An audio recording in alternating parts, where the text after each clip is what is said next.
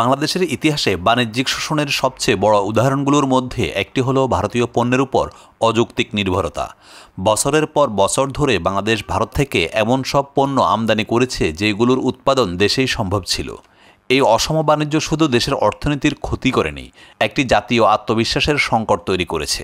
বিশেষ করে কৃষি শিল্প এবং ভোগ্যপণ্য খাতে ভারত বাংলাদেশের বাজারকে প্রায় একতরফাভাবে ব্যবহার করেছে। কিন্তু সময় বদলেছে, বাংলাদেশ এখন নিজের সক্ষমতায় দাঁড়িয়েছে এবং একে একে ৪৫টি ভারতীয় পণ্যের দেশীয় বিকল্প দাঁড় করিয়ে দিয়েছে, যা শুধু আমদানি বিকল্পের সাথে এইগুলো আমাদের অর্থনৈতিক মুক্তির পথে মাইলফলক।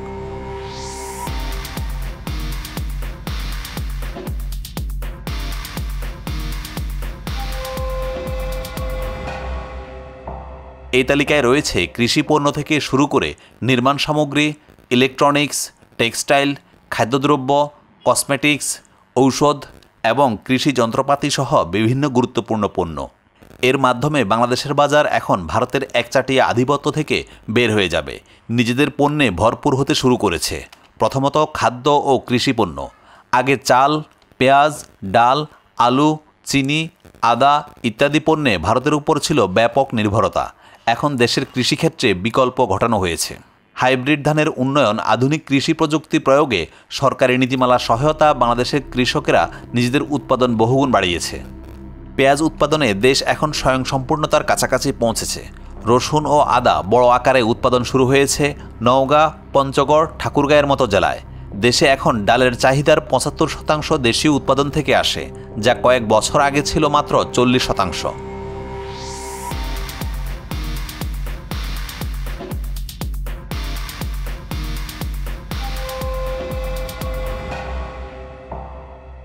দ্বিতীয়ত টেক্সটাইল ও রেডিমেড গার্মেন্টস খাতে, যেখানে একসময় ভারতের তুলনায় বাংলাদেশের তৈরি তুলনামূলক কম মানের বিবেচিত হতো, এখন বাংলাদেশে আন্তর্জাতিক মানসম্পন্ন টেক্সটাইল, সুতা, কাপড় ও গার্মেন্টস প্রস্তুত করছে।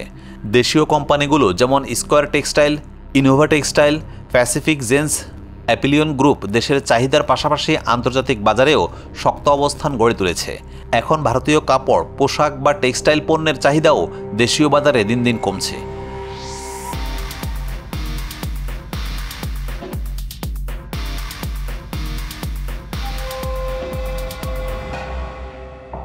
তৃতীয়ত ইলেকট্রনিক্স ও ইলেকট্রিক্যাল গুডস খাতে, যেখানে ভারতীয় পণ্যের ব্যাপক উপস্থিতি ছিল, এখন দেশীয় কোম্পানিগুলো শক্ত অবস্থা গড়ে তুলেছে।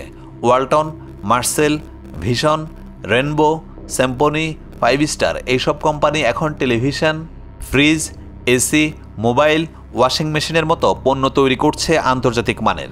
এখন দেশের বাজারে ইন্ডিয়ান কোম্পানির টিভি বা ফ্রিজের জায়গা দখল করে নিয়েছে দেশীয় ব্র্যান্ড।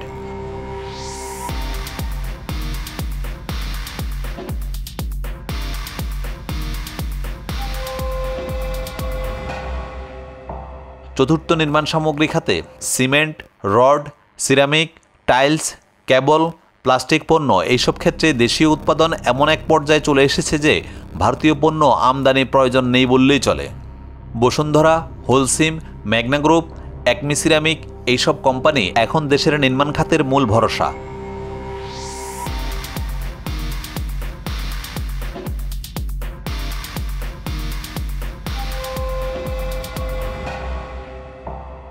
পঞ্চমত ঔষধ শিল্প। একসময় বাংলাদেশ ভারতের কাছ থেকে বিপুল পরিমাণ ঔষধ আমদানি করত। এখন দেশীয় অভ্যন্তরীণ চাহিদার ৯৮% দেশীয় উৎপাদন থেকে আসে। ইনসেপ্টা, বেক্সিমকো, স্কয়ার, রেনেটা এইসব প্রতিষ্ঠান আন্তর্জাতিক বাজারেও শক্ত অবস্থান গড়ে তুলেছে।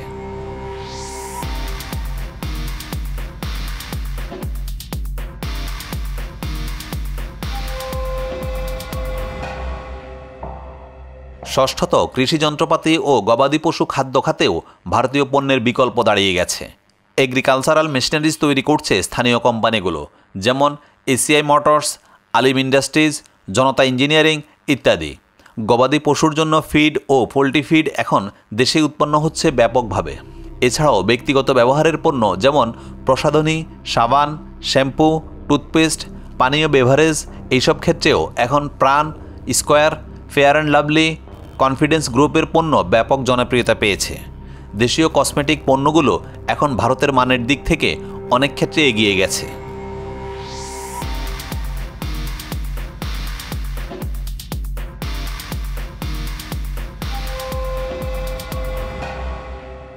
এভাবে ৪৫টি প্রধান পণ্য বাংলাদেশের আত্মনির্ভরশীলতা গড়ে উঠেছে। এর ফলে দেশের অর্থনীতি শক্তিশালী হয়েছে, বৈদেশিক মুদ্রা সংরক্ষিত হচ্ছে এবং নিজস্ব শিল্প বিকাশে নতুন দিগন্ত উন্মোচন হয়েছে। ভারতের জন্য এটি একটি বড় ধাক্কা, কারণ তাদের এক বিশাল বাজার হারিয়ে যাচ্ছে বাংলাদেশের অভ্যন্তরীণ বাজারে।